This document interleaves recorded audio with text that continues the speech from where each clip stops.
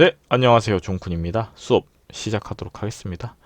지난 시간에는요, 기사 일주에 대해서 알아봤고요. 이번 시간에는 기미 일주에 대해서 알아보도록 하겠습니다. 기미 일주가 어떤 특징이 있고, 성격이 있고, 어떤 직업이 있고, 어떤 구조가 있는지에 대해서 알아볼 건데, 일단은 지난 시간에 대해서 복습 한번 하고 들어갑시다. 지난 시간에 기사일주에 대해서 알아봤어요. 기사일주는 기토와 사화가 작용하니 역마성이 많은 일주고요. 그랬기 때문에 자신에 대해서도 중요하겠지만 남에 대해서 많이 생각하고 조금은 역마가 많기 때문에 부정적인 작용도 있었을 겁니다. 예를 들어서 집중력이 떨어지는 부분들이 있을 수도 있고요. 그리고 이번 시간에는요, 기미일주에 대해서 알아보도록 하겠습니다. 이 기미일주 같은 경우에는요, 기사보다 더욱 신강해졌습니다. 그죠? 그리고 극신강일주에 한번 보도록 하겠습니다. 기미일주의 구조론입니다. 일단은요, 기토는요, 음토이며 논밭이다. 이렇게 보고, 이 논밭의 역할은요, 나무는 열매를 맺게 할 것이고, 꽃은 활짝 꽃이 피게 하는 역할을 해요. 결론적으로 어머니와 같은 성향을 가지고 있다. 이렇게 보며 자기보다 남을 배려하는 키워드들이 많이 들어있어요.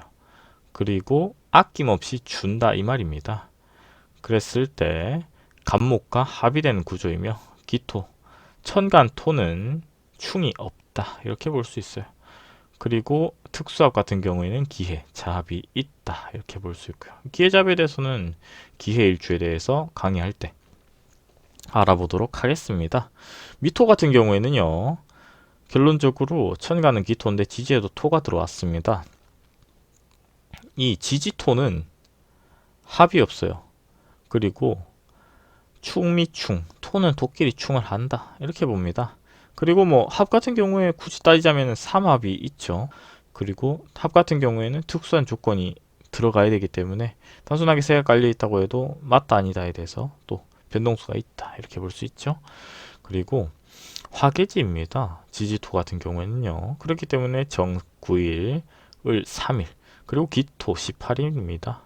그랬을 때 이 포지션의 성분은 토가 75%를 차지하고 있다. 이렇게 봅니다. 그리고 10%가 해당되는 부분은요. 화입니다. 그랬을 때 화토 동심격이라고 볼 수도 있고 그냥 단순하게 생구조라서 화생토, 화는 토를 생한다. 이렇게 볼 수 있죠. 결론적으로 불이 꺼지고 남은 것은 흙이었다. 이렇게 보죠. 그랬을 때 85%가 자신의 일간과 동일한 포지션을 가지고 있는데 여기서 중요하게 봐야 될 부분은요. 목입니다. 목이 15%가 있으나 이 목도 결론적으로 음이냐 양이냐고 봤을 때 목의 역할은 화를 낳죠. 결론적으로 봄은 여름을 낳더라 이 말입니다. 결론적으로 봄은 여름을 낳으니 화를 키우고요. 나무가 불을 만들었는데 불이 토를 만드니 생구조가 되어버렸다. 결론적으로 양의 포지션이 엄청 강한 포지션을 가지고 있어요. 그렇죠. 그랬을 때 신강력 3750입니다. 하지만 이게 극신강일주일 겁니다. 기토일간 기준으로 그렇게 이해하시면 될 것 같고 극신강일주더라 이렇게 보면 될 것 같아요. 그런 극신강일주에 사람들은 어떤 유명인이 있을까요? 바로 홍석천님, 김태리님, 장용전님, 유인아님, 지연님, 오형님, 임지연님, 이북진님, 박기랑님, 휘성님, 로꼬님, 조영정님, 유태우님, 이수경님, 이순재님, 조재윤님, 송일국님 이런 사람들이 있고요. 대체로 자기 주관과 자기 색, 자기 가치관이 명확하다 이렇게 볼 수 있습니다. 서양 자체가 물론 일주기 때문에 사주에 따라서 변동수는 있겠지만 전체적인 느낌은 그래요. 그리고 예술 예체능적인 키워드가 명확한 사람이다 이렇게 볼 수 있죠. 동물 및 형상으로 봤을 때는요. 노란 양이며 기미년에 출생한 사람들은 노란 양띠라고 부르며 황금 양띠라고도 볼 수 있죠. 그리고 이 기미 같은 경우에는요. 형상은 거대한 논밭이다 이렇게 볼 수도 있고요. 토가 엄청나게 많기 때문에 거대한 이런 정원 혹은 들판도 비유되기도 합니다. 그리고 기미일주의 용신 같은 경우에는요, 억부로 봤을 때, 다시 말해서 용신은 필요한 오행이에요. 내가 기미일주인데 어떤 오행이 필요하냐. 일단 억부론으로 본다면은 신강일주, 극신강일주니까 목이 될 수도 있겠죠. 목이 극한 포지션이니까. 그리고 조우로 봤을 때는 토가 강하기 때문에 수가 될 가능성이 높다 이겁니다. 그리고 통관으로 봤을 때는 금이 될 가능성이 높다 이겁니다. 그랬을 때 여기서 중요하게 봐야 될 부분은 기사일주와 기미일주가 용신론이 비슷해요. 그렇지만 더욱 극신강의 포지션을 가지기 때문에 저는 목은 제외시키고요. 이 키워드에서는 거의 수가 아닌가 이렇게 보고, 그 다음에 통관론으로 본다면 금인데, 수와 금의 차이는 극하는 포지션이 다르다 이겁니다. 수는 극하는 게 화를 극할 거고요. 통관으로 봤을 때는 금을 극할 건데, 결론적으로 이 금이 하는 역할은 목을 극한다 이겁니다.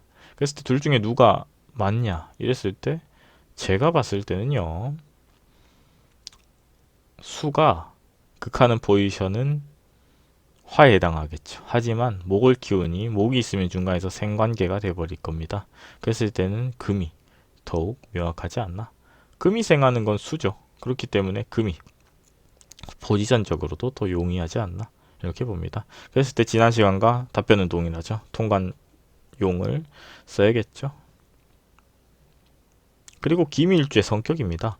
기미일주는요, 자신을 내세우지 않으며 어떻게 보면은 대체적으로 내재되어 있어요. 그리고 어떻게 보면은 토가 엄청나게 많으니까 토의 키워드로 접근하는 게 일반적이에요. 자기보다는 이런 남에 대한 부분이 많은데 어떻게 보면 긍정적으로 보면 그런데 부정적으로 봤을 때 우유부단하죠. 그리고 현실보다는 이런 이상 내재되어 있는 부분들이 발달되어 있기 때문에 현실보다는 뭐 이상적인 부분, 뭐 예를 들어서 철학이라든지 예술이라든지 예체능적인 키워드들이 많이 내재되어 있지 않나 이런 생각이 들고요. 뛰어난 모성적인 부분들이 발달되어 있고 감성적입니다. 시인이나 작가의 영역에서도 좋은 적성을 가지고 있다. 이렇게 볼 수 있으며 신비 영역에 대해서도 상당히 심도 있게 수용하는 편이에요. 김일주 같은 경우에는요, 엄청 사주적인 부분에서도 타로적인 부분에서도 대화하기가 용이합니다. 상대방과 나의 관계가 이야기하는 거에 대해서 편하게 내재되어 있어요. 그렇기 때문에 긍정적인데 종종 아닌 사람들도 있겠죠. 그리고 기밀주의 직업입니다.